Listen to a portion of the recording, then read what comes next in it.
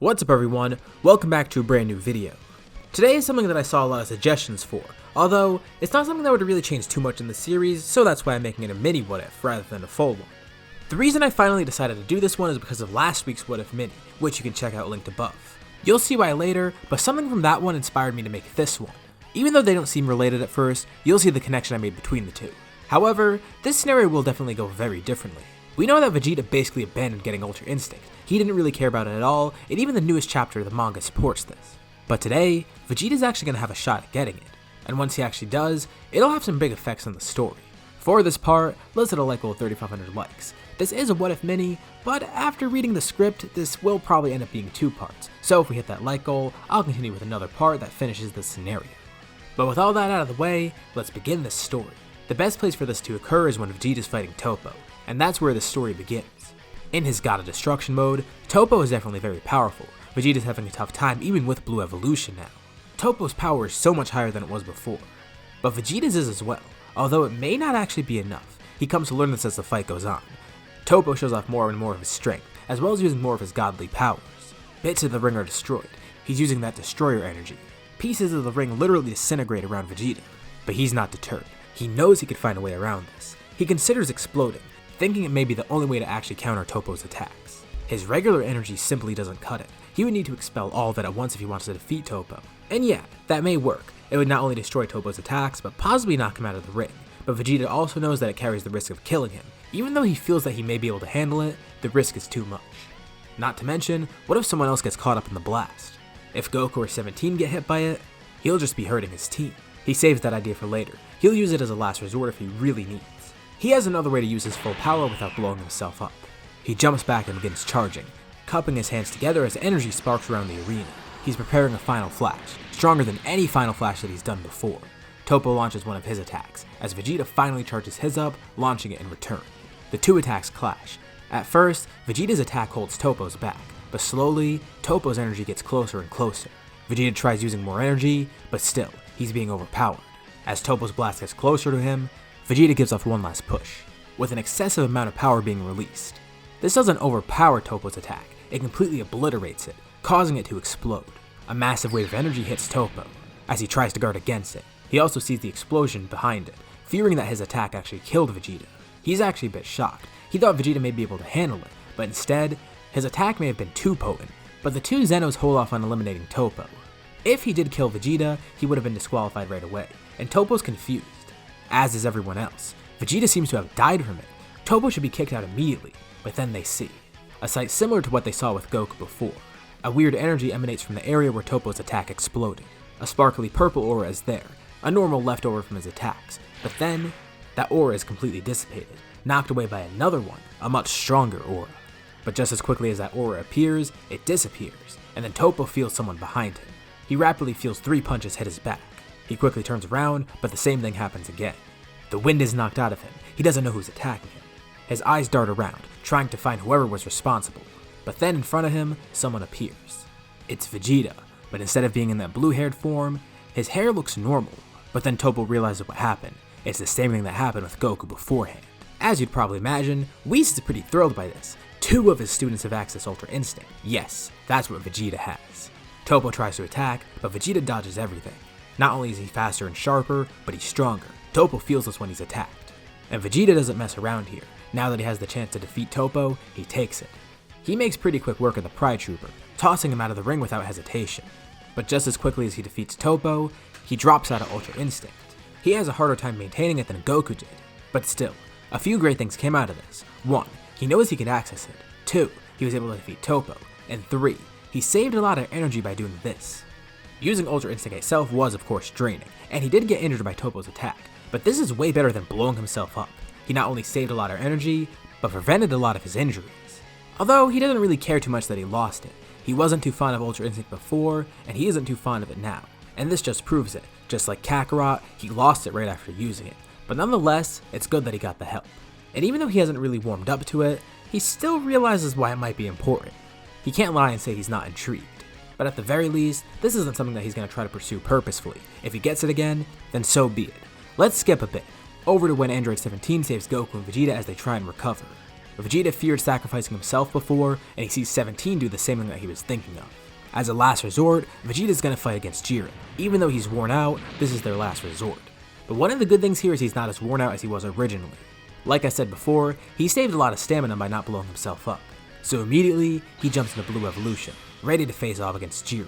Surprisingly enough, he is able to get some hits on him. It seems after accessing Ultra Instinct, he did somewhat see a boost in strength, just like Kakarot did. And in Jiren's current state, he does leave a few marks, although it's nothing too big. Jiren shows off some more power, and then it suddenly becomes clear that the gap isn't closed. Vegeta's power is still eclipsed by Jiren. He starts losing ground, getting hit left and right from Jiren. He's literally beaten out of Blue Evolution, that's how bad the beatdown is. But he's not deterred. Even though he's in base, he still tries to fight. And then he remembers from before, the feeling of Ultra Instinct. Even if he may not be able to overpower Jiren right now, maybe he can try and at least dodge his attacks, trying to tap into Ultra Instinct somehow, some way. He doesn't much care for it, but he has no other choice. He tries to remember how it felt before.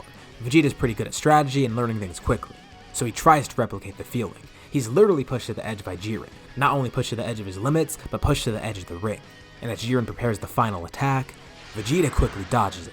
Once again, he's awakened Ultra Instinct. He kicks Jiren in the back, almost knocking him off the ring, but Jiren shoots a blast at the ring and then jumps off one of the rocks nearby, launching towards Vegeta once again. The two begin their fight. Vegeta's still pretty worn out, and he doesn't have complete control over Ultra Instinct, not to mention this is only his second time using it, but for now he can at least try and hold Jiren off. Goku watches on, feeling helpless. He wants to join in the battle too, but he's just too worn out. With Vegeta still in the ring, that means Vegeta hasn't given Goku his energy, so he's still a bit worn out, although he's getting better now that Vegeta's holding Jiren off. Vegeta just needs to buy time. As long as they run the clock out, they'll still win. But suddenly, he's then joined by someone else.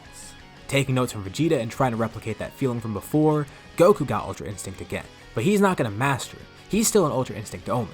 This is obviously an incredible display for the gods. Not only one person got Ultra Instinct, but two of them, and both from Universe 7. Whis is pretty pleased, as all the gods of destruction watch on in awe, and the angels look on in envy. It's a nice way to stroke Whis' ego. Both of his students got Ultra Instinct. It just goes to show how great of a teacher he is. The Ultra Instinct tag team begins fighting Jiren. And even though Goku's still a bit weakened due to not having Vegeta's energy, and not having the completed Ultra Instinct, still, it balances out with Vegeta being there. The two know that Jiren's a big risk. He still hasn't shown his full power and they need to take advantage of that. While he's suppressed, they're going to try and defeat him now. The two go all out, one of the rare times that the two are seen working together. Simply put, Jiren is outnumbered and overpowered, at least in his current state. But Ultra Instinct is fleeting, not just for Vegeta, but also for Goku. Each of them places their palm out, firing a massive combined blast that Jiren needs to defend against. As Jiren's surrounded by smoke, the two of them jump back, jumping on one of the rocks nearby. At the same time, both of them launch off the rock, each with one of their fists out. The smoke clears from Jiren's sight and then he sees. Before he can even react, he's hit by two punches, both from Goku and Vegeta. It knocks him clean off the ring, and for good measure, the two of them charge one last attack. Goku does a Kamehameha, while Vegeta does a Gamma Burst Flash. The two attacks merge together, and as Jiren tries to get back in the ring, he's hit directly from it, pushed into the void and defeated. And with this, Universe 7 wins. Now it's time to choose an MVP. Android 17's kind of bummed because he's revealed to be alive and he didn't really make a big show of it. Frieza was also trying to do the same thing, so it kind of ruins it for them. But hey, as long as they won. Since Vegeta was never eliminated, I feel he'd probably be the MVP. He did get a lot of eliminations, including a few big ones. Realistically, it could go towards Goku too, but either way, they're going to revive the other universes. Vegeta already promised Kaba that he'd do that, and he's going to go through with that promise. And you know what? While he's at it, he may as well just revive every universe, not just Universe 6. And as you'd expect, both the Zenos and the Grand Priest would be pretty happy, as would Vegeta. Not only did he keep his promise with Kaba, but he did a great thing. He was able to secure the win, save his unofficial student, and he saved all the other universes. Of course he didn't do it alone, but knowing Vegeta, this would probably stroke his ego quite a bit. So not only would Whis get a big head from this whole tournament, but Vegeta would definitely get one too. And with that, we end the tournament in power. Next we get into the Broly movie, and nothing really changes at first. Vegeta getting Ultra Instinct wouldn't affect anything beforehand, but once Broly gets to Earth, things begin to change here. As I mentioned before, and as we saw with Goku in the tournament, Vegeta getting Ultra Instinct beforehand did make him stronger by default. We saw Goku grow stronger after every time he used it, and Vegeta would probably be the same. So even though he doesn't have access to it now, it did pay dividends, and now in his base and every other one of his forms he is stronger. And naturally, Vegeta's the first one to fight Broly. Super Saiyan Vegeta's actually enough. He did briefly have an advantage originally, but here, the advantage is even bigger. The gap in power is so massive that Vegeta's not interested in fighting at all. He's gonna end this right now. Just to be safe, he goes into Super Saiyan God. Vegeta's able to knock Broly out. He sticks out a hand and begins charging a Big Bang attack. He waits for Broly to get up, but he's not standing. Vegeta is prepared to kill him, but Goku steps in, telling him to stop. There's no need to kill Broly. He's already knocked out and that's more than good enough. So, the fight ends much quicker than normal. Paragus is pretty angry that he lost, but Frieza's just as angry, if not angrier. These two Saiyans were worthless to him. He may as well kill them now. Frieza aims to kill Paragus, and then Broly. But before he can even do that, Vegeta goes right in front of him. He warned Goku before about leaving Frieza alive, and he's not going to make the same mistake here. Without hesitation, he immediately kills Frieza, finally getting that revenge that he wanted to have so badly, wiping him from the face of the universe. When doing this, he goes into Blue Evolution, shocking Paragus even more as he sees Vegeta's newest form. He wasn't aware that the Saiyans on Earth were so strong. There's no way he'll be able to kill Vegeta. Vegeta turns to Paragus and begins talking to him.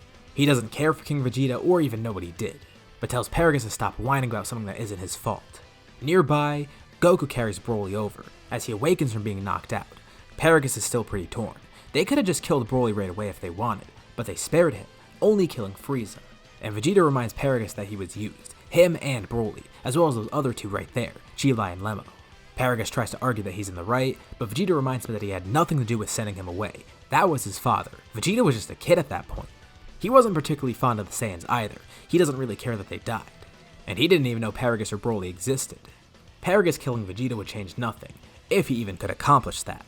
Paragus may actually start realizing his mistakes here, but it's obviously not going to be an instant change. So what would happen after this? Well, I feel like they wouldn't really be going back to Vampa. There's no need to go back there since they're not hiding from anyone. The Frieza force is all gone, as is Frieza. Also, it would kind of suck going back to that planet, so they could actually just stay on Earth if they wanted. Paragus is going to have to deal with his emotions, but they'll leave that to him. Now this is what I was referring to at the beginning with it relating to my last What If mini. Since Broly's going to stay on Earth here, however things are going to go much differently. No one's actually seen Broly's power yet. He did seem pretty impressive in base, but no one got to see his anger. He never even went wrathful, and obviously not Super Saiyan.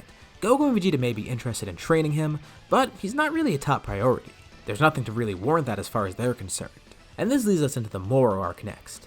Broly actually stays on Earth. He hasn't begun training with Goku and Vegeta yet, and it's not just because of what I mentioned before, but also because everyone isn't exactly friends yet. Broly doesn't really care either way, since he was kind of just following what Paragus told him to do. But Paragus is still stewing over his emotions. It's not like him, Vegeta, Goku, and Broly are all best pals. No, they've just been kind of doing their own thing, with Goku and Vegeta keeping an eye on them to make sure that they weren't doing anything bad. Honestly, they really had no other choice. Frieza brought them here and now they're basically homeless, so the only right thing is to let them stay on Earth. And this is where Broly stays during the start of the Moro arc. Since they don't know the full extent of his power, he remains on Earth, and that would mean everything out in space goes normal, everything on Namek goes the same, and thereafter. But there is a big change toward the end of the Namek part. Vegeta contemplates going to Yardrat, but instead, he decides to go with Goku. Going to Yardrat would be pretty beneficial for him, but Vegeta has another idea in mind. Ultra Instinct, that form that they had from before during the tournament. He wonders if he could access it again, and the only way he's going to do that is if he trains with Kakarot. He has no other way of knowing how to do it, so he asks Kakarot to train for that. This actually catches Maris' attention. Ultra Instinct? He wasn't aware that those two knew about it, or at least he pretends he isn't. Goku and Vegeta are surprised to hear that he knows about it too, and he offers to train the two of them. He actually knows a thing or two about it, which comes as a pretty big surprise. So, Maris begins training the two of them for Ultra Instinct. Back on Earth, we see some of Moro's crew come over there. Piccolo's ready to intercept one of the ships that's about to arrive, but before he can get to that ship, he notices another ship shoot it down. The other ship is being piloted by Chilai and Lemmo, and they hit it dead on as it flies out of the sky. On top of that ship, Broly is there, and he jumps down ready to help. Piccolo doesn't really know this guy too well. He sensed him fighting Goku and Vegeta before, but this is the first time they formally met. He wonders how they knew that there was trouble here, and that's all thanks to Chilai and Lemmo. Broly sensed the power approaching, and they were worried that it may be another Frieza Force member. So Chilai and Lemmo were able to locate the ship, and that's what led them here. Piccolo will formally introduce himself later. For now, the two of them have to take out these prisoners. And it's not too hard. They're able to capture them pretty easily, but there is one issue. On the lookout while they're planning their next move, someone appears out of nowhere. Broly feels a hand on his neck as he turns around to see 7-3 standing there. And this is where we'll leave off for now. So, what did you guys think about this part, and what do you think may happen next? Do you think Broly will realize any more of his true power? Do you think Goku and Vegeta will get Ultra Instinct again? And how do you think they'll defeat Moro, if at all? Leave your thoughts and suggestions in the comments below. I'll be sure to check them out to see what you guys think. As always, if you liked the video, be sure to drop a like, and let's try to hit that like goal from the beginning of the video so we can get another part to the series. If you haven't already, why not subscribe, as well as hitting the bell icon to get notified about any future parts of this What If, or any other videos that I upload on my channel. Anyways, thank you all for watching, and I'll see you all in my next video.